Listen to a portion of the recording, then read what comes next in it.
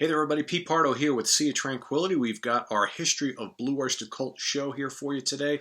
One that so many of you have asked for, and I've been talking about it for a few weeks, so I wanted to make sure I delivered it for you as quickly as possible. Hope you enjoyed the History of Gillen that we posted yesterday. So we're talking about a much beloved, by so many people, myself included, of a band from the Stony Brook area of Long Island, New York. Originally, when they came together, they were called the Soft White Underbelly. So we're looking at like the late 60s, so about 1967, Long Island, New York. The Soft White Underbelly, kind of a strange name. They would use that name on and off until about like 1971. Originally, the band, they had Sandy Pearlman was kind of like their manager slash business person. He also acted as their producer. At times, he also helped them co-write some material. He was able to get the Soft White Underbelly a record contract with Elektra Records.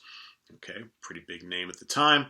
They recorded what was to be an album in 1968, but the record company decided not to release it, which kind of sucked for the band, of course. And so as this is the late 60s, the band at the time had kind of like a, psychedelic rock sound. The kind of the heavier type of music that they would later forge, like say 3, 4, 5 years later, still kind of simmering underneath. Let's see, but again, the album never got released. And so they kind of went back to the drawing board, continued to play a lot of live shows around New York. The original members at the time who formed the Soft White Underbelly were guitarist Buck Dharma. Original name was Donald Bruce Roser. Okay. Kind of the weird thing at the time is that Sandy wanted everybody in the band to have like a stage name. So in actuality, Donald was the only guy who kept his stage name throughout the course and still uses it today, Buck Dharma. Lead guitarist, also co-vocalist, drummer Albert Bouchard, okay, keyboard player Alan Lanier, and singer Les Bronstein, and bassist Andrew Winters. That was the original lineup of the Soft White Underbelly. Let's see, so like I said, so Perlman wanted to give them the stage names. Only Buck kept his. I'm not going to bother with the other stage names because it doesn't really matter because they dropped them anyway. But Sandy was really interested in that time. Black Sabbath was just starting to hit, and he eventually, that was his vision. He wanted Blue Oyster Cult to be kind of like the American version of Black Sabbath. That was his vision initially. So shortly thereafter, we're still in the 60s here. Eric Bloom, who was actually their sound engineer, gets hired. And he eventually replaces Bronstein as the lead singer of the band and rhythm guitar player. So Bronstein really didn't stick around for too long. Regarding the name change, okay, so one of the reasons why they decided, hey, this Soft White Underbelly name is not going to work. So the band actually played a gig at the Fillmore East in New York City in 1969 that a lot of the critics, the newspaper critics, kind of panned. And the band and Sandy Pearlman were kind of like, a little upset by that. So he figured, you know what, we got to change this name. We got to mix it up a little bit. So they went through, over the course of the next couple of years, they went through a variety of different names. They would often go back and forth between these strange names and the Soft White Underbelly. Names like Oaxaca, the Stalk Forest Group, as well as the Santos Sisters, which is probably the worst out of all of them. Eventually, they settled on Blue Oyster Cult in 1971. And where did this name come from? Well, the name actually came from a kind of poem or story that Sandy had actually been writing since the very early 60s called Imaginos. So all you Blue Oyster Cult fans obviously know that there's a lot of history with Imaginos. It actually became an album for the band in the late 80s, but we're going to get to that in a few minutes. And in 1976, in an interview with Sandy Pearlman, he actually said that the actual name Blue Oyster Cult did come from Imaginos, but it basically explained that it was an anagram of Cully Stout beer. Okay, whatever all that means. So it has to do with the name as well as the symbol, all that kind of stuff. Whatever, who cares? Blue Oyster Cult, much better name than Soft White Underbelly or, Santos Sisters. Interesting enough, there is a CD compilation that I believe was originally released by Rhino Records and then was reissued a couple years later called Saint Cecilia, the Electric Recordings of the Stalk Forest Group. Okay, so that's the original recordings of what became Blue Oyster Cult. So I don't actually own that, and I did not even know that was out there, but I have it in my Amazon shopping cart. Going to get it at some point. So the band kind of got a new name, doing a lot of live dates, and they figured time to start recording some new material. So they record a bunch of demos, which eventually gets into the hands of Columbia Records. And, you know, Sandy Pearlman does a good job of pushing them on Columbia, and they decide they're going to sign the band, you know, to a record deal, start putting together your debut album, right? So right around this time, Winters is replaced by Joe Bouchard, who of course is Albert's brother. So this is what would be the classic lineup of Blue Oyster Cult. So they go into the studio to record their self-titled debut in 1973. For those of you who have the self-titled album, okay, this has the classic, I mean, you know, that the whole image there, classic Blue Oyster Cult. There's that little thing right there. Most of the Blue Oyster Cult albums, at least the early ones, popped up somewhere. But if you buy T-shirts and all what have you by the band, that's always like part of the logo. Pretty cool. This is what the guys look like. Whoops, I'm losing my notes all over the place. Let's see, I don't know, like some glare there. But, you know, early 70s, obviously. So at this point, the band is starting to move away a little bit from their kind of psychedelic roots into a harder rock style. Got a lot of really good tunes on this first album. Then came The Last Days of May, probably one of the more notable songs on this album, and a song that a lot of longtime Blue Oyster Cult fans really, really love. Stairway to the Stars, really good heavy rocker. What else we got on here? Cities on Flame with Rock and Roll. Dun, dun, dun. Heavy tune. That's definitely the song that kind of moved them in that heavier direction. Workshop of the Telescopes. All sorts of good stuff on here. Before the Kiss, A Red Cap, Screams, She's as Beautiful as a Foot. Really, really solid album, which would kind of hint at, you know, what was to come. Any other notes here? Album was a decent seller. Okay, not a huge hit, but it sold very well for the band. They went up going out on the road, opening up some very notable acts, like Alice Cooper. Okay, the Byrds, kind of a strange fit there, and the Mahavishnu Orchestra, also a little bit of strange fit. But I think Alice Cooper and a very young Blue Oyster Cult would have been a pretty cool bill to see. On the album, basically all the members, and this would go throughout their career, all the members actually took turns singing lead vocals, though it was Eric Bloom who sang the majority of the songs. Okay, you would get the Bouchard brothers as well as Buck Dharma singing lead vocals, and Buck would actually take a more prominent role in the years to come. Alan Lanier did not sing on the first album, but he would sing a song here or two in subsequent albums.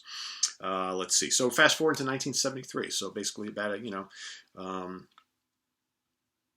later that same year. This is back in the day when these bands would put out multiple albums a year. Tyranny and Mutation. Okay. A very, very strong album. There's the guys in the band. Okay. Right around this time, they start up a writing collaboration with none other than Patti Smith, who would actually have a romantic relationship with Mr. Lanier for many, many years. Like I said, she kind of was almost like a sixth member of the band. She would help them write some songs. In fact, I think even for a brief time, she was considered to join the band as a co-lead vocalist, but that obviously never happened. Probably a good thing it didn't. This one outsold the debut, okay, which is a trend that would continue throughout the decade. Each album would kind of sell a little bit more than the next. What's on this album? This is one of my favorites. This has got the red and the black. Quite good. Ode on Life Itself, Hot Rails to Hell. Okay. Seven Screaming Disbusters. It's pretty heavy stuff on here. This is a marked difference in overall hard rock heaviness than the first album. Baby Ice Dog, Wings Wetted Down, Teen Archer, and Mistress of the Salmon Shift, Quick Time Girl. Obviously side one better than side two, but still a pretty damn strong album. In fact, I'd say side one is probably one of the strongest sides of any release that they had. So very, very good album. Next up, we're into 1974, my personal favorite Blue Oyster Cult album. I've got three. I'm going to tell you my top three favorites throughout the course of this. This is number one, Secret Treaties. Okay, by the way, these all make up the black and white era of the band. Okay, so from 71 to 75, basically. Basically only called that because all the album covers were printed in black and white, right? So pretty simple there. This one will go gold. Okay. Now the band moved from opening act to headliners, so they're headlining arenas all around the country, all around the world. What do we got on here? This list of songs on this album is pretty hard to beat. Career of Evil, Subhuman, all right, Dominance and Submission, ME262, a fantastic song. Cagey Cretins, kind of silly but kind of fun. Harvester of Eyes, great song. Flaming Telepaths, and of course the Mighty Astronomy. All right, and if you get the the remaster, you got all sorts of fun tracks, bonus tracks on here. Boorman, The Chauffeur, Mommy, Born to Be Wild. The band was playing that live at the time. I kind of always thought that Blue Oyster Cult kind of was more of a intelligent hard rock version of Steppenwolf. Not that I love Steppenwolf too, but they kind of had that gritty sound. It was very similar. So like when Blue Oyster Cult would play Born to Be Wild, it sounded like could have been their song. Pretty good stuff. So a great album, classic hard rock album in the 70s. All right, first live album of their career. They release a bunch of them. Okay, On Your Feet and On Your Knees. This is a good one, folks. A lot of great tunes on here. The Subhuman, Harvester of Eyes, Hot Rails to Hell, The Red and the Black, Seven Screaming Disbusters, Buck's Boogie, which was his extended guitar solo rave up.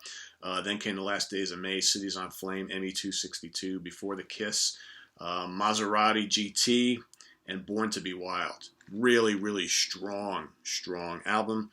And again, this came out in 1975. This also went gold. Okay, so you could see the trend, bands starting to become fairly big sellers. Okay, but of course it would really all blow up on this next album. So Agents of Fortune in 1976. All right, the iconic cover. There's the band in the back on stage. This would launch their most well-known lead single, well-known song, Don't Fear the Reaper, of course, which would jump to number 12 on the U.S. single charts in the top, the Billboard charts. But more importantly, historically, as we've seen, Don't Fear the Reaper has been a classic rock staple and probably one of the most enduring hard rock songs of the 70s that still gets played. Still, you go to a Blue Oyster Cult show today, that's what the majority of the fans come for and want to hear. So regardless of whether you've heard it a million times, that's the most popular tune. Let's see. On this album, for the first time, all 5 members actually sang lead vocals, which was pretty cool. And the songwriting was starting to become less collaborative. On the other albums, you would have various members of the band would write songs together. Now you would see individuals start to write their own songs, and of course they'd want to sing those as well. So for my money, although for a lot of people this is the one of the most popular Blue Oyster Cult albums, I think this is a step down from the few that came before it. So, but what do we have on here? We've got This Ain't the Summer of Love. It's a good tune. True Confessions, good tune. Don't Fear the Reaper, of course. ETI, Extraterrestrial Intelligence. That's a fantastic song. The Revenge of Vera Gemini, solid tune. Sinful Love, Tattoo Vampires, a couple other tunes, not overly notable. Personally, this is not one of my favorite Blue Oyster Cult songs. A handful of really strong tracks. The rest is kind of mediocre. But people bought it up on the tour. First time they started using lasers. In fact, they were one of the first bands to really do this whole laser light show, which is pretty cool. And they would use it to even greater effects on the next album. Okay, so the next album is a very underrated album, in my opinion. Spectres, 1977. Okay, this of course launched Godzilla. This was the main single, became another FM staple for the band, probably their second most well-known song, arguably. And on tour, they would usually have like this big, gigantic Godzilla creature, or sometimes just the head with the, with the red eyes and the smoke coming out of the mouth, all that kind of stuff, and the, the lasers going off. Kind of a cool thing. What else was on this album? So, Golden Age of Leather, great tune. Death Valley Nights, Searching for Celine, Fireworks, Are You Ready to Rock? Yes, I am. Good tune. Celestial the Queen, Going Through the Motions, fun tune. I Love the Night, and Nosferatu. It's one of my personal favorites on the album. So this album also gold. All right. So, which is a good thing, except that the previous album went to platinum. So a little bit of a drop-off there, probably because it didn't have the massive hit single that, that was Don't Fear the Reaper, even though Godzilla was a pretty, big hit for them. So, 1978, another live album. Why not? This band would release live albums every couple of years. They're all really good, though. All really strong. Some Enchanted Evening, 1978. This is the deluxe edition, okay, which has got a very robust CD of material, as well as a DVD of a concert. What's different about this one? Well, this one was originally intended to be a double album, like the On Your Feet or On Your Knees album, but the label insisted that it to be cut down to a single release. Okay, really, as the decade wore on, it wasn't as kind of common to release double albums as it was earlier in the 70s. A lot of bands did that. So probably in hindsight, a good idea because it went on to become their biggest seller. This live album sold over 2 million copies. Biggest seller of Blue Oyster Cult's career. So think about that. As notable and influential as this band was, they were never really a huge album-selling band. So you're looking at a handful of gold albums, 1 platinum album, 1 double platinum album. That was pretty much it. But a band that just so many people really, really loved. And a lot of great tunes on here. You got Are You Ready to Rock, ETI, Astronomy, Kick Out the Jams. Kind of cool. A little MC5 action there. Godzilla, Don't Fear the Reaper. A bunch of other things. This one's got a bunch of bonus tracks, which makes it more of a double album, which it probably should have been, right? Or at least that's what it was intended to be. And the live stuff is really, really cool on there. So, a good live album. So now, as we're getting close to the 80s, so 1975, we got the Mirrors album. All right, here's where, the band's starting to get a little poppy, right? Some of that thunderous hard rock and, arguably metal of some of the 70s albums, getting a little poppier. Here for the first time, they decided to not use their manager of Sandy Pearlman, to produce the album. He and Murray Krugman had actually produced most of the earlier albums. So they decided they wanted to go in different directions. So they hired Tom Werman, who had worked with Ted Nugent and Cheap Trick previously. And this one, decent seller, but if all of a sudden we go from double platinum and platinum of the two before it, or the couple before it, to gold status. No real big hits on here, but interestingly enough, Buck Dharma sings about half the tunes, or close to half the tunes on this album, which would be a little bit of a shift for the band. And it's also the first time that the band collaborates with fantasy storyteller and book writer Michael Moorcock, who co-writes the Great Sun Jester. But what else is on here? So Dr. Music is a really cool tune. That's on here. In the Mirrors, Moon Crazy, I Am the Storm, Lonely Teardrops, The Vigil. Solid material. Not a great Blue Oyster Cult album by any means, but solid. So then we move into the 80s for my personal either number 2 or number 3. The next two are always juggled back and forth between 2 and 3. I love these two a lot. So Cultosaurus Erectus. This is actually the first ever Blue Oyster Cult album that I picked up back in 1980. Loved it to death then, still love it. A lot of really, really great songs here. So at this time, Sandy Pearlman is actually also working with Black Sabbath. So right at that time, Ozzy Osbourne had left Black Sabbath. They were kind of in disarray, and they find Ronnie James Dio, fresh from his stint in Rainbow. He joins for the Heaven and Hell album, okay, which is produced by Martin Birch.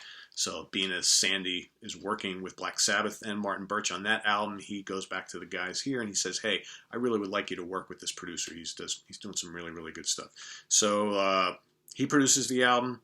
Moorcock again works with them to co-write a song. Black Blade, which is the kickoff track on here. Great, great song. So again, Blue Oyster Cult starting to incorporate some of these fantasy/sci-fi lyrics, which are pretty neat. Monsters is a great track. Divine Wind is awesome. Deadline, very cool song sung by Buck Dharma. The Marshall Plan is awesome. Hungry Boys, Fallen Angel, Lips in the Hills, Rampage and Heavy Track, and Unknown Tongue. A very, very sophisticated hard rock record from Blue Oyster Cult here that kind of moves away from some of the popular stuff that they were doing on the last couple albums. Really, really good. I'm trying to think what else is noteworthy on this album. Sold pretty well in the UK. Actually, ironically, not that successful here. Did not make gold status here in the States. But it did get them out on a tour with Black Sabbath, a co-headlining tour called the Black and Blue Tour, which is notable for a lot of things. For one, they kind of filmed a documentary movie on the whole concert experience, but also the bands did not get along at all. Okay, I think there was a lot of, aggravated discussions and things going on behind the scenes about, who would headline on what night and all that kind of nonsense, because both bands were fairly big at the time. So, and it was a big comeback for Sabbath, obviously. So, but pretty cool. I actually just missed seeing that particular tour. So, which kind of sucks. Would have loved to, but hey, these things happen. I was still kind of young. I was only 14 at the time. But fast forward a year, 1981, Fire of Unknown Origin. Martin Birch is back yet again in the producer's chair. This is actually like I said, Secret Treaties, probably this one, and then Cultosaurus, or Cultosaurus and this one. Those are my top three. Anyway, Buck Dharma's Burning for You becomes a fairly big hit. Arguably, probably the band's second most notable song after Don't Fear the Reaper, sandwiched in between Godzilla. And several other favorites of the album, which, made it to FM radio and stuff. So what do we got here? We got Fire of Unknown Origin, title track, really memorable song. Burning for You, obviously. Veterans of Psychic Wars, that actually appeared in the heavy metal animated film soundtrack. Very, very cool song. Soul Survivor. The song Heavy Metal, Black and Silver, I think that was originally supposed to be in the film and wound up not making it. Veterans of Psychic Wars, which is a great, great tune. Okay. And actually, no, I'm sorry. Veterans of Psychic Wars was actually the song that made it to the Heavy Metal movie, not the other one that I mentioned. Or actually, no, I did say that. Never mind. After Dark, Joan Crawford. Joan Crawford was also, at least here in New York, where I live in upstate area, New York, Joan Crawford was played a lot on FM radio back when this album was first released. So a very, very popular album with a lot of the fans. It's a very commercial sounding album, but it's pretty rocking. It's not poppy by any means. Some really, really good tunes on here. By this time, Albert Bouchard was having a falling out with the band on the tour, and he winds up leaving, gets replaced by drummer Rick Downey, who also was their lighting director a few years prior. So right there with this album and the tour kind of ends the classic lineup of Blue Oyster Cult forever, for the most part. So after that, we get another live album, Extraterrestrial Live, released in 1992. Right around this time was the first time I caught Blue Oyster Cult live. They actually, it may have been 83. It was either late 82 or 83. I forget exactly when, but I think it was when they were touring after this album here. Or it may have been the Revolution by Night. I kind of forget which, 82 or 83. They went out on tour with Uriah Heep, who were touring the Head First album, which was the album they released after Abominog, and the two of them played at the Mid-Hudson Civic Center here in Poughkeepsie, New York. That was pretty cool. My first time seeing both bands, actually, and even though in not a huge place, they had the big Godzilla head, which they rolled out during Godzilla. Pretty cool. But Extraterrestrial Live, good album, good seller. Again, a lot of, Dominance and Submission, Cities on Flame, Dr. Music, The Red and the Black, Joan Crawford, Burning for You, Roadhouse Blues. They would play that a lot. So they started doing some notable covers, usually once every couple of years. Black Blade, Hot Rails to Hell, Godzilla, Veterans of Psychic Wars, ETI, and Don't Fear the Reaper. So really, another really strong live album from the band, which would lead into 1983. So we've got The Revolution by Night, produced by Bruce Fairbairn. This one fails to reach gold. This is kind of the beginning of the slide for the band. So fairly poppy overall. I've got a few good tunes on here, though I do like this album, but I think it's kind of lightweight based on some of the other stuff that came up before it.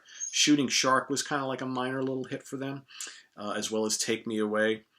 And in fact, Shooting Shark, I remember hearing Shooting Shark on the radio quite a bit. I think they had a MTV video for Shooting Shark, which was interesting because, of course, this is MTV video time. So a lot of these type of bands are starting to put out videos. So this time, Downey leaves after the tour. Okay. And, of course, Mr. Bouchard comes back briefly, right? So Albert comes back for a brief tour in 1985. He was kind of hoping he was going to be welcomed back into the band with open arms full time. But as it turns out, they were just using him as a stopgap before they found another drummer, and they had no intention of bringing him back full time. So he winds up leaving again. And then Alan Lanier also leaves shortly after, leaving only the three original members. Or leaving only three original members. So we got Buck and Bloom and Joe Bouchard. That's it. So in comes, a bunch of things start happening, right? So in comes drummer Jimmy Wilcox, who used to play with Rick Derringer as well as Scandal, as well as keyboard player Tommy Zvanchek. They brought in for Club Ninja. Okay, so Club Ninja, which came out in February 1986 here, December 85 in the UK. This album was pretty panned by fans and critics alike when it first came out, as being just kind of like a lightweight flop that just lacked all the power and majesty of early Blue Oyster Cult. And I got to be honest, when I first heard Club Ninja, I kind of felt the same way. However, I think time and all the decades have been a little kinder to this album. I listen to this album now, it's actually pretty good. It may not match up to some of these classics, but I would say it's no worse than this, right? They're probably pretty comparable. A couple of fairly notable songs. They did a video and had some airplay for Dancing in the Ruins. It's kind of more of a pop tune, but it's a really catchy song. Perfect Water is a song that I think a lot of people just kind of ignored when this was first released, but the band have actually been playing it live in recent years. And that's a really, really good song. Really good tune. Shortly after this, once again, another member leaves. So now Joe is gone, leaving only Bloom and Buck as the remaining two classic members. John Rogers is hired to replace Bouchard for some live commitments so they can kind of finish up the tours. So band goes to take a break for a couple of years. No, not that long, a year or so. They reform. 1987, Alan Lanier comes back on keyboards. They also, Rogers stays in for bass, and they bring in Ron Riddle on drums. Ron Riddle is playing with a very, very good, kind of somewhat unknown U.S. progressive rock band, Happy the Man. So he went up staying in the band for a couple of years. So what do we got here? So what is this? This is I'll show you that after. Live album. So, after Albert left the band earlier in the decade, he was working on doing I believe it was going to be a trilogy of solo albums that were going to tackle the Imaginos. I told you we were going to get back to that. The Imaginos concept story that Sandy Pearlman had written back in the early 60s. So, and it took a long time to get this thing. A lot of different musicians, Joe Satriani came in and played a bit, Robbie Krieger, a whole bunch of other people came in and started contributing stuff to this album. I believe some of the Blue Oyster Cult guys would come in here and there, but it was supposed to be an Albert Bouchard solo album. So finally, as the decade started to kind of wear down, so we're like in almost 1988 by this time, the record company is getting a little antsy, and they're like, we got to get this thing out. We're not going to pump any more money into this. We have a better idea. Instead of putting out a trio of Albert Bouchard solo albums with the Imaginos title and this concept, why don't we just bring in the remaining members of Blue Oyster Cult, come in and re-record some tracks, release it as a BOC album. We'll probably make more money of it. We'll condense it all into one album. We'll rush this and get it out, and it'll do a lot better. So that's kind of what they did. So they had Dharma and Bloom and Lanier come into the studio and add in some guitar stuff and vocals. They took all of Albert's vocals out and they added back in, Bloom's and Buck Dharma's and whatnot, and basically kind of re-put this album back together, condensed it all into one release. So I believe this came out in late 1988. Let's see what else. Joe B. and Lanier are also allowed to add in parts. Yeah, basically, and they got it so all the band members get credited with performing and writing and stuff, which kind of, poor Albert had been working on this album for so many years. Sucks to be him. But anyway, we get the Imaginos album finally. Pretty cool of an album, but of course it didn't sell shit at all. And I think the record company were completely fed up with this, and they didn't promote it at all. And they basically said, you know what? We're done with you guys. And they wound up dropping Blue Oyster Cult from the label, which was kind of sad. So, but the funny thing is, a cool concept album, a pretty heavy album. Sometimes I listen to this album and I'm thinking, God, how much of what actually wound up on this album is actually the Blue Oyster Cult guys, and how much is it other musicians? I think it's a mix of both. But a good sounding album, some cool tunes, like I said, pretty damn heavy. The Siege and Investiture of Baron von Frankenstein's Castle at Wassaria. Great tune. Les Invisibles, however you say that. Del Rio song, pretty cool tune. I Am the One You Warn Me Of. Title track is cool. Magna of Illusion. Blue Oyster Cult, all sorts of really cool tracks on here. It's dark, it's heavy, but it kind of, put an end to BOC for a little bit of time there. No record label, got to regroup. got to still do live stuff, which they do. So they actually would not release another live studio album until the very end of the 90s. So that's I think it was like 11 years. It's a long time because they were still a pretty viable band at the time. But they toured a lot, changed drummers a bunch of times. You would see like ex-Rainbow drummers Chuck Berge as well as Bobby Rondinelli coming in and out of the band a couple times. A couple bass players they went with. They eventually signed a deal with CMC Records. I'm sure some of you remember CMC. They were mainly a hard rock and heavy metal label that kind of burst on the scene in the late 90s into the early mid-2000s. So they wound up signing for them, and they released Heaven Forbid in 1998. By this time, Danny Miranda's on bass, Chuck Berge's on drums. This is an awful, awful album cover, but a very heavy album, obviously, because they were on a label that was promoting metal bands. So the band, kind of, wanted to up the ante. And a good album, a good solid album. Unfortunately, not a lot of overly memorable tunes, although Harvest Moon is on here, which is really good. See You in Black, X-Ray Eyes is pretty fun. Hammerback, Damaged. What else? Live for Me, Still Burning, In Thee. A solid album. Heavy album. Yeah, maybe the songwriting's not quite there, but it's still a very solid Blue Oyster Cult album that I like quite a bit. That would lead to, let's go 3 years later, so 2001, Curse of the Hidden Mirror, which actually will be the last studio album the band has released. That already is like 17 years ago, for crying out loud. A very good, classy album. Not quite as heavy as that Heaven Forbid album. A little more mature songwriting. Guitars are not quite as cranked up and distorted. Some really, really strong tunes on here. A really cool album. I hadn't listened to this album in probably like a decade, and a buddy of mine, he says, when was the last time you listened to Curse of the Hidden Mirror? I said, it's been a while. Like, you should play it. I did, and I was like, yeah, this is really good, just as good as I remember it. Let's see. So we got Miranda still on bass, and we got Bobby Rondinelli on drums for this one. They would then, a year later, go out and release this live album, okay, which is A Long Day's Night. They also made a DVD of this. I got both of them.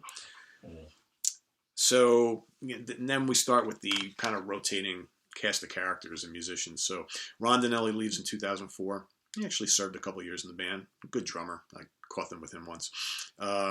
Replaced by Jules Rodino. Miranda also leaves. He's replaced by Richie Castellano. Okay. Alan Lanier finally decides to retire from the band in 2007.